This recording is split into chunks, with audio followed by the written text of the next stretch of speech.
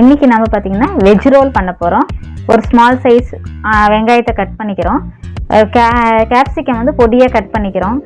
Cabbage வந்து நல்லா துருவிக்கிறோம் final சாப்பாக. அப்புறம் வந்து பார்த்திங்கன்னா பீன்ஸ் வந்து நல்லா பொடியாக கட் பண்ணிக்கிறோம். ஒரு கேரட் வந்து துருவிக்கிறோம். பட்டாணி தேவைக்கேற்றது.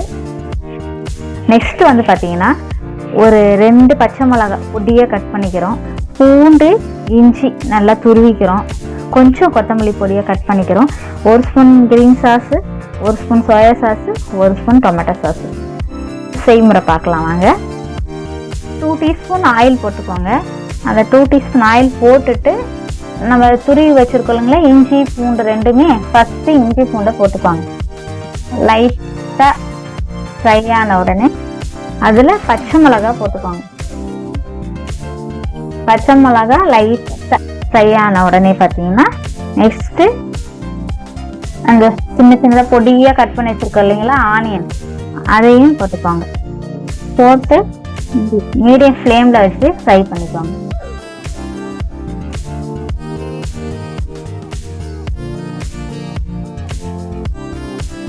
நெக்ஸ்ட்டு பார்த்தீங்கன்னா பீன்ஸ், ஏன்னா பீன்ஸ் எல்லாம் கொஞ்சம் ஃப்ரை ஆகிறதுக்கு லேட் ஆகும் இல்லைங்களா, அதனால் பீன்ஸ்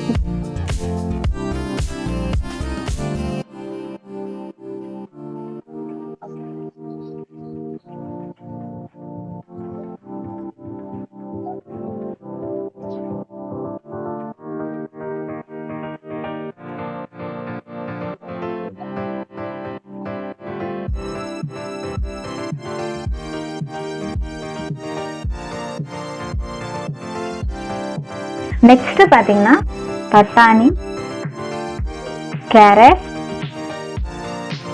கோஸ், கேப்சிகம்.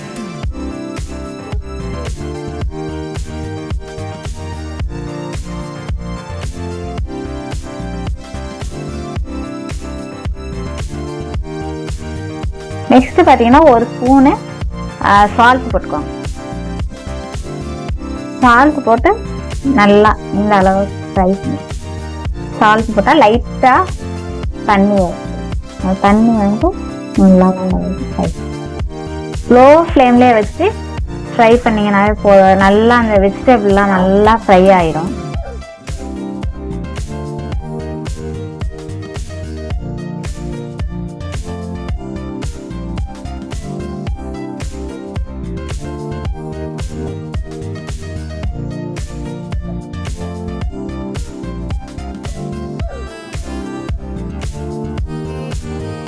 இந்த அளவுக்கு நல்லா ஃப்ரை ஆன உடனே பார்த்தீங்கன்னா நெக்ஸ்ட்டு சில்லி சாஸ்,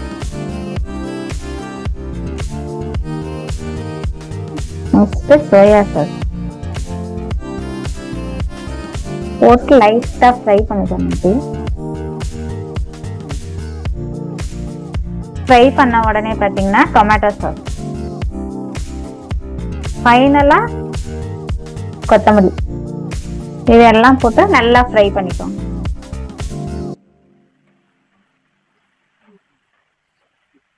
இதை நம்ம பவுலில் மாற்றி வச்சுக்கிட்டோம் இல்லைங்களா, இதை வந்து சப்பாத்தி மாதிரி கோதுமை மாவு நான் பிசைஞ்சிட்டு சப்பாத்தி பதத்துக்கு சின்ன சின்ன சப்பாத்தியாக இப்படி தேய்ச்சி வச்சுக்கிட்டோம். தேய்ச்சி வச்சுட்டு இதில் நம்ம இப்படி மாற்றிக்கணும். இப்படி அழகாக வச்சுக்கிட்டு பார்த்திங்கன்னா இப்படி ரோல் பண்ணணும்.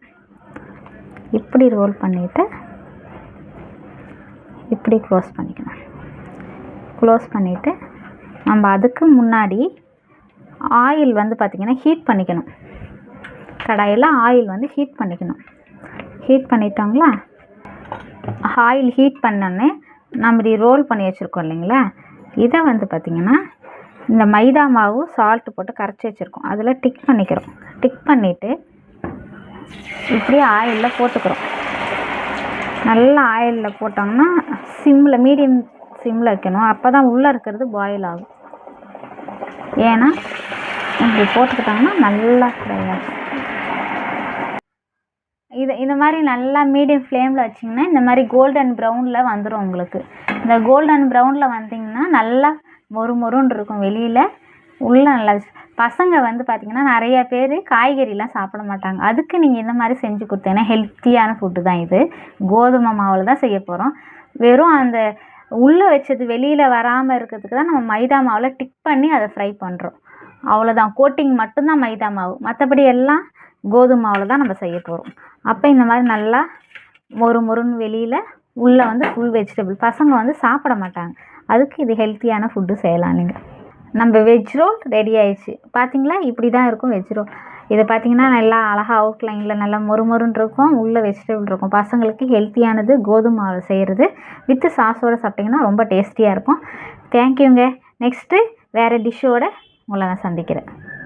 மறக்காம தேவிஸ் கிச்சன் சேனலை சப்ஸ்கிரைப் பண்ணுங்க, கமெண்ட் பண்ணுங்க, லைக் பண்ணுங்க. பக்கத்தில் இருக்க நோட்டிஃபிகேஷன் பெல்லையும் கிளிக் பண்ணாதான் உங்களுக்கு நாங்கள் போடுற வீடியோஸ்லாம் சீக்கிரமாக வந்து சேரும். இந்த வீடியோ உங்களுக்கு பிடிச்சிருந்துச்சுன்னா உங்கள் ஃபீட்பேக்கை நீங்கள் கமெண்ட்டில் தாராளமாக ஷேர் பண்ணுறா. நன்றி, வணக்கம்.